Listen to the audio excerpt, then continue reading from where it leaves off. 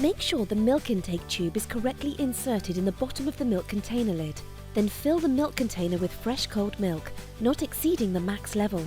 Each mark on the side of the container corresponds to about 100 millilitres of milk. Attach the milk container to the connector nozzle until it emits a beep.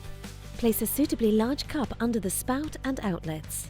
Select Cappuccino icon, and when the machine display alerts you, adjust the frothing dial to the maximum position. After a few seconds, preparation begins automatically and an image of the selected beverage appears on the display, together with a progress bar which gradually fills during delivery.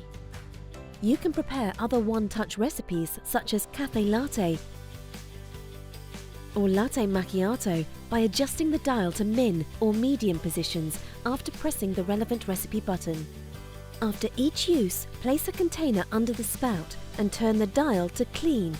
When this procedure is complete, turn the dial back to a milk position and you can place the milk container back in the fridge.